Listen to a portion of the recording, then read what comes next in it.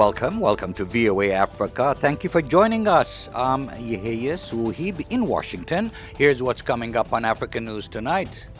It's taking place at the time of global turbulence, at the time of multipolarity that is not clearly defined.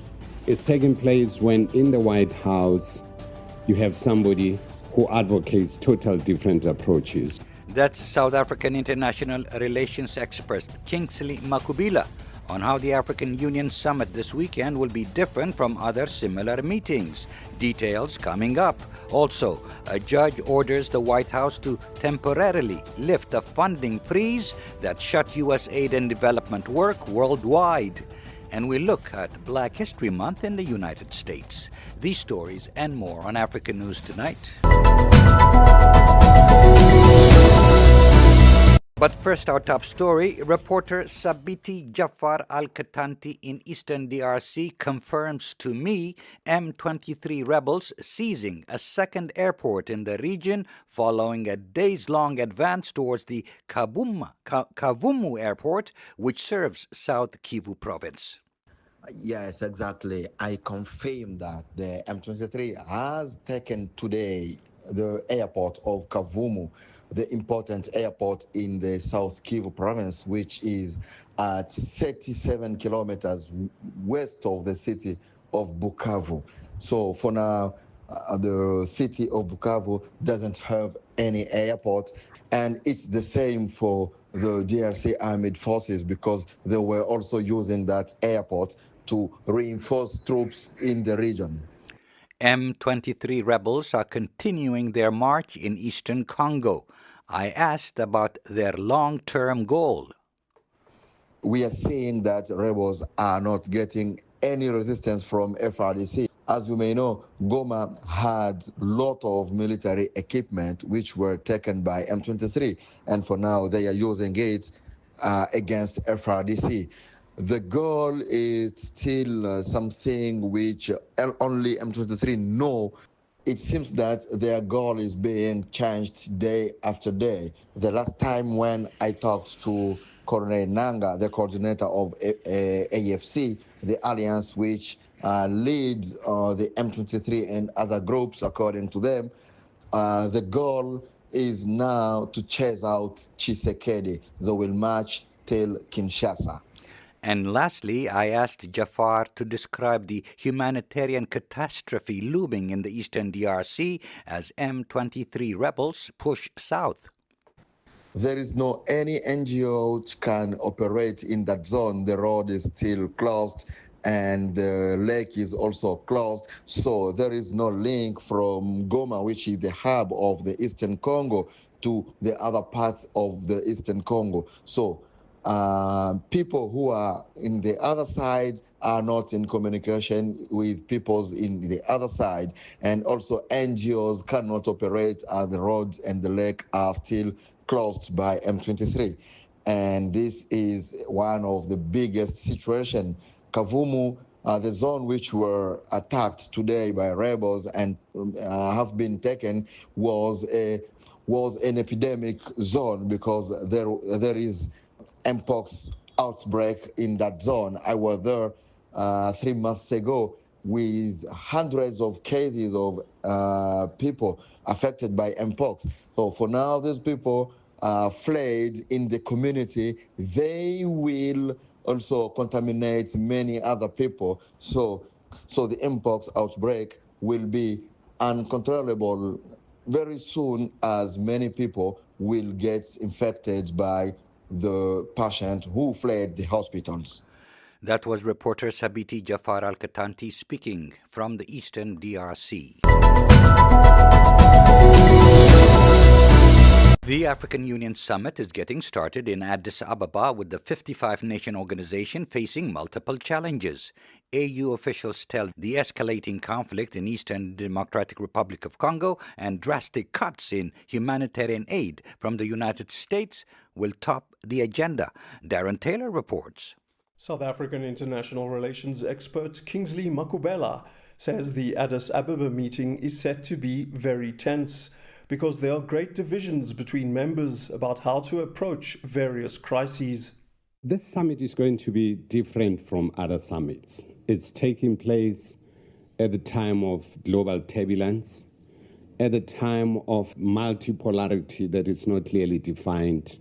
It's taking place when in the White House you have somebody who advocates total different approaches, who's declared economic war with Europe, China, and everyone else, and Africa included in that equation.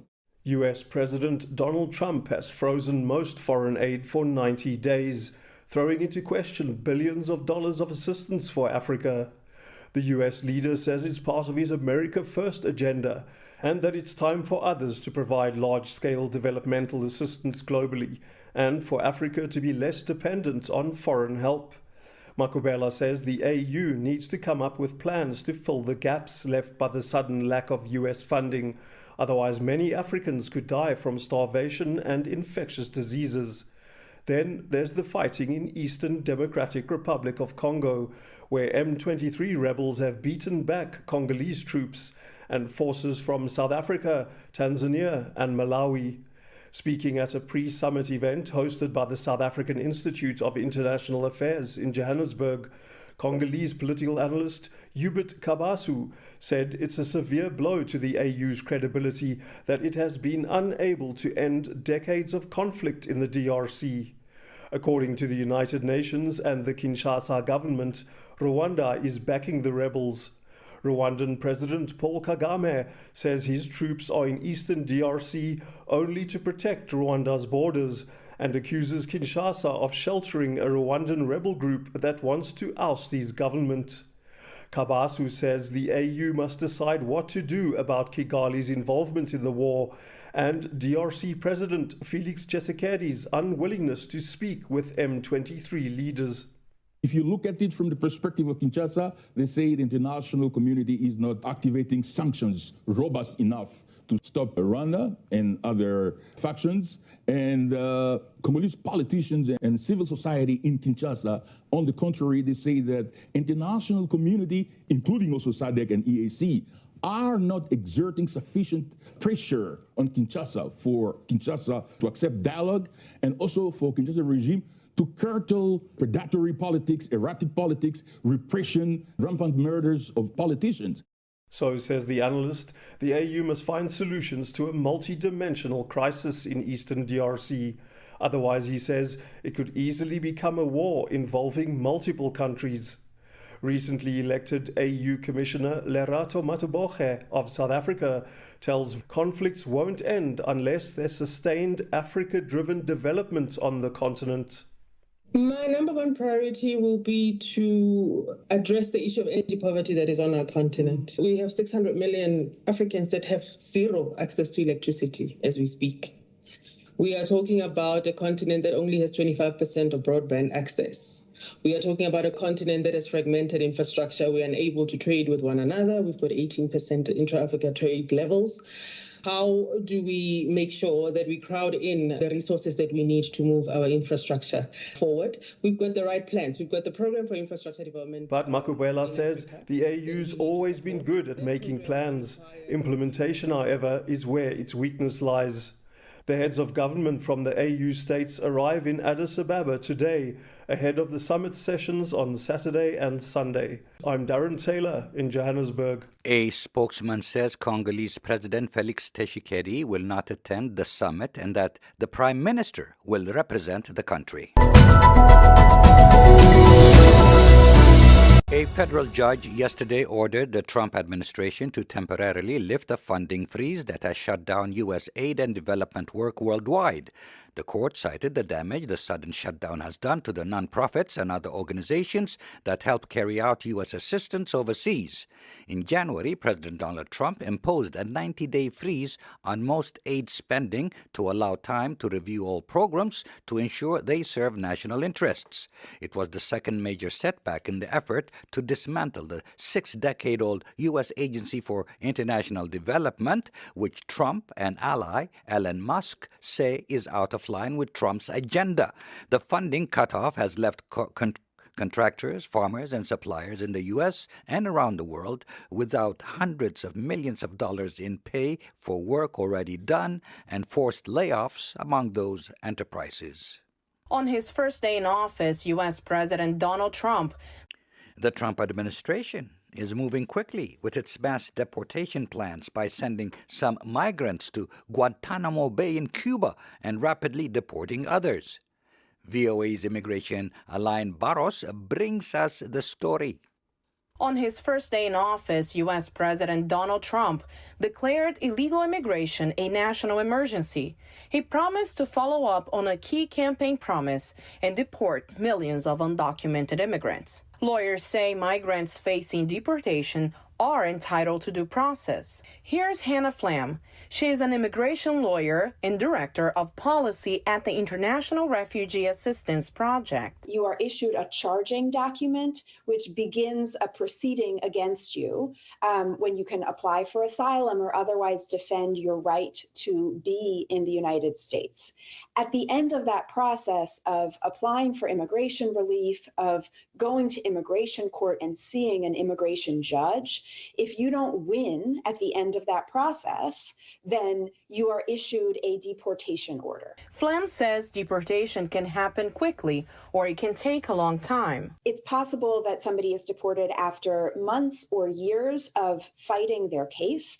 It's also possible that somebody is deported after hours or days of seeking entry to the United States or having lived here for many years within hours or days of being taken into custody under Trump's latest policy. Since January 21st, federal authorities have arrested over 8,200 people and requested help from other enforcement agencies. The administration has also expanded the use of fast-track deportation, which allows immigration officers to remove undocumented migrants without a court hearing. Here's Tom Homan. He is Trump's border czar. We got to do more. And that's what we're looking at now. We're looking at ways to create more efficiencies to do more. The administration is using a military base at Guantanamo Bay, Cuba, to detain certain undocumented migrants. Here's Tom Homan again. That's going to be another place where we have up to 30,000 beds. And President Trump made a commitment that the worst of the worst will go to get more. But legal challenges have already begun. A federal judge in New Mexico recently blocked the transfer of 3 Venezuelan immigrants to Guantanamo, and advocates have sued the Trump administration for holding detainees at Guantanamo without access to lawyers or family. Here's Hannah Flam again. This is the first time in U.S. history that the U.S. government has detained people on U.S. soil and transported them to Guantanamo. A DHS official told that Guantanamo Bay is currently holding individuals with final deportation orders, including violent criminals. While legal challenges are ongoing, the administration continues to enforce deportation measures. Aline Barros.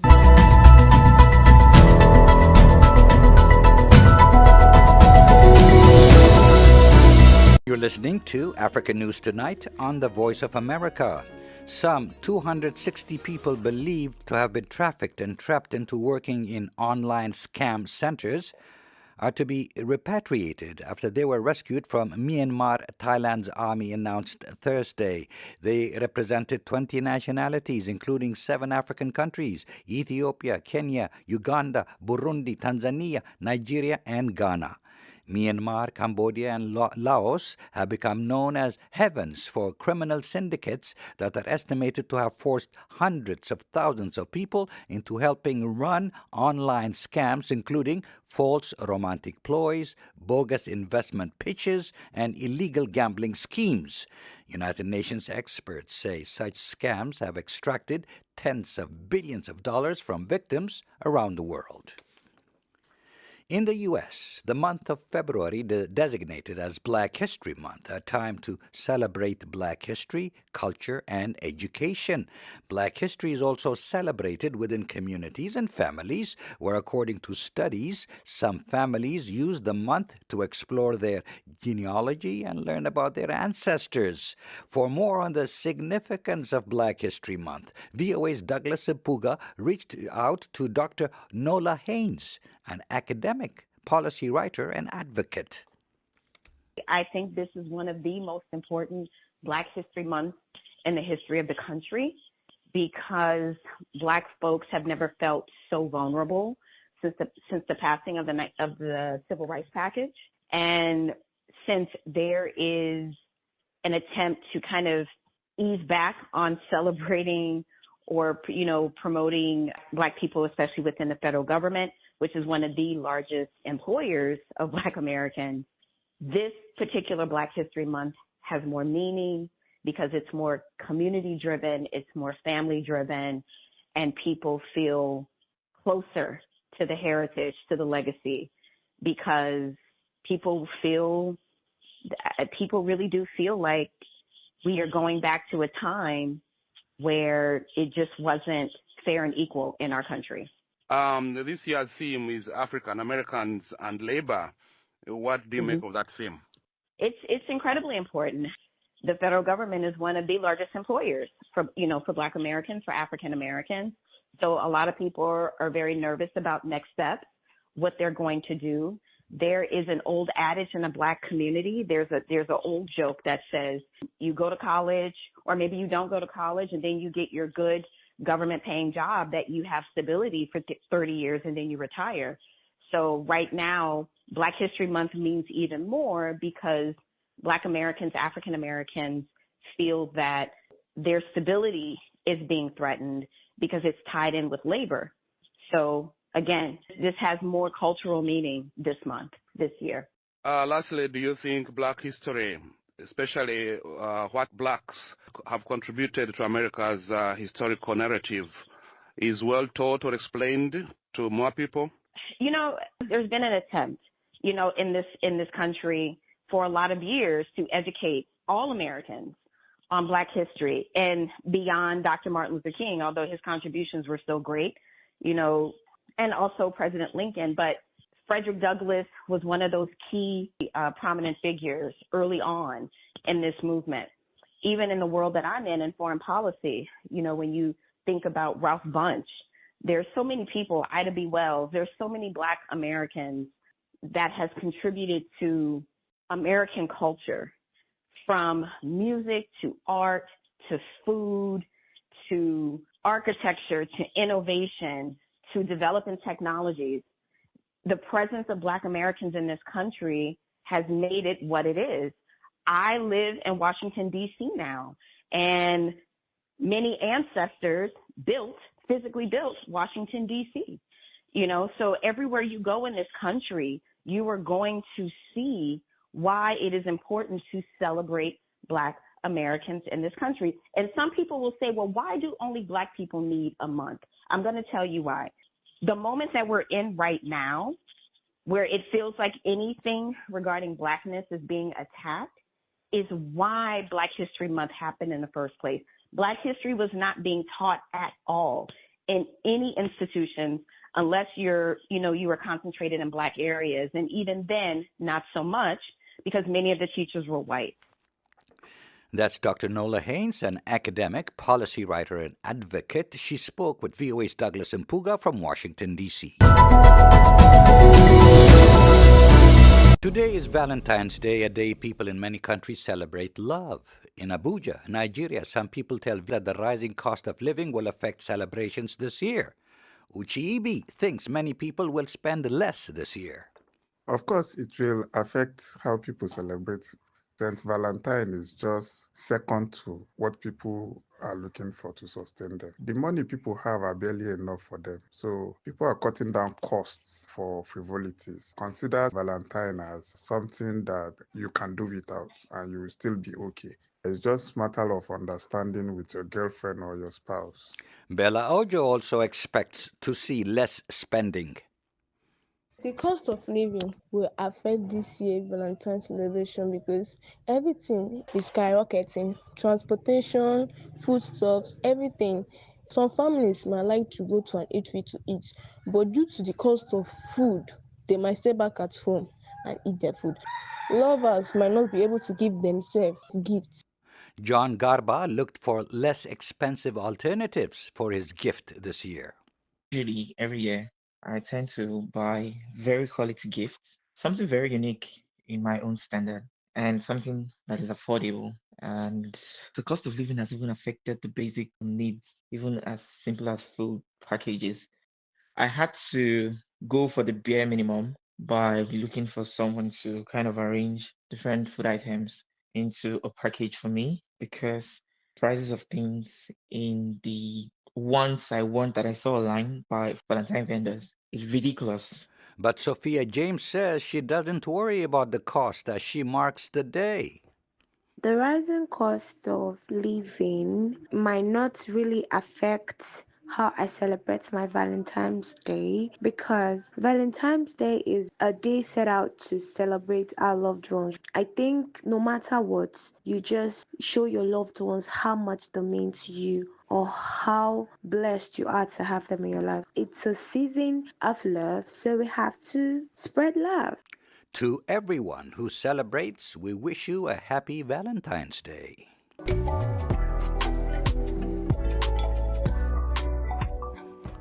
Time now for our sports roundup. We have our sports analyst Mokbil Baro in studio. Welcome to Africa News Tonight, Mokbil. Thanks for having me. Hey, yes. So in Major League Soccer news, Thames, the Grammy Award-winning Nigerian singer, has become part owner of the San Diego Football Club. How big is that move for her? That is a huge move for her, not only for her, but for all African artists and talent. It really showcases the connectivity between sports and music. She said through her social media post, quote, "I've always been a fan of sports, and to be very honest, music and sports, they're kind of similar in a way that they give opportunities to the young talents and the young generations coming up." That's exactly how she feels, and it's amazing to see that she's taking this step into becoming one of the part owners of a club, of a soccer club, football club in San Diego. Also showing the interest between an African artist into the MLS, right? The MLS is a league that's continually growing while having Messi join about a year and some change ago.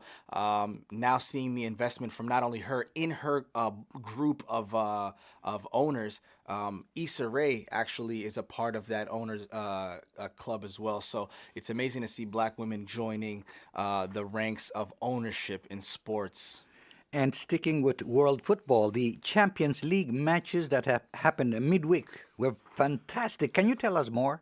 Yes, if anybody was watching any of the Champions League games, the first one that comes to mind is Real Madrid versus Man City. These are two powerhouses. Man City really has been on a slide and a decline this year. Real Madrid really has been trying to find their footing and have recently, as of late, last 2 months or so, Kylian Mbappe really looks like he's been in form.